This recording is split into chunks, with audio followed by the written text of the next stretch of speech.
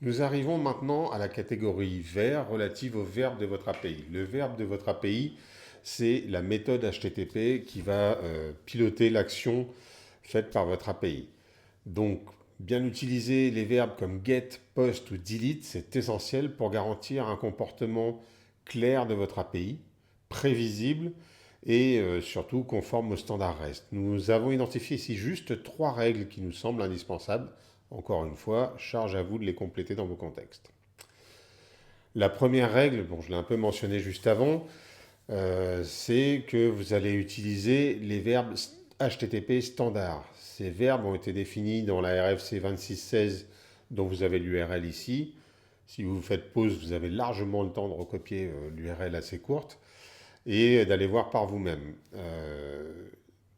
Bien utiliser ces verbes, ça veut dire que pour lire, vous allez utiliser get, pour créer, vous allez utiliser post, pour mettre à jour, vous allez utiliser put, mais aussi patch, on va y revenir, et pour supprimer, delete.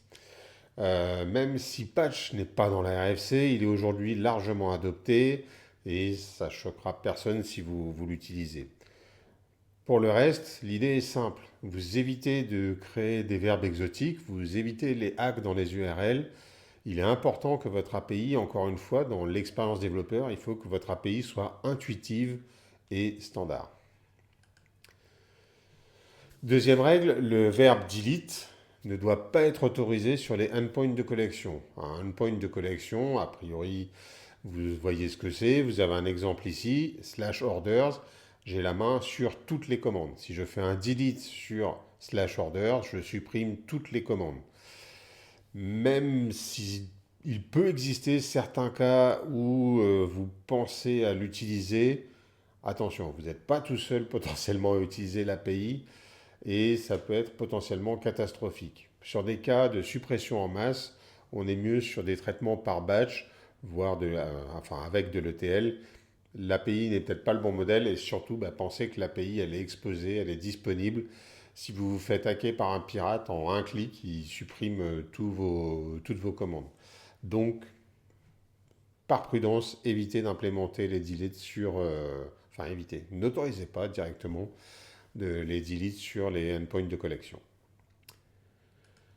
Troisième règle, le verbe get ne doit pas modifier l'état de la ressource. Alors on parle ici, alors c'est un mot qui est difficile à prononcer, y compris pour moi, l'idempotence, c'est-à-dire que sur un get par exemple, la ressource doit être exactement dans le même état après lecture. Donc l'idempotence, elle est importante pour la sécurité, la stabilité, et elle permet même d'optimiser l'API, par exemple en déployant des réplicas de lecture.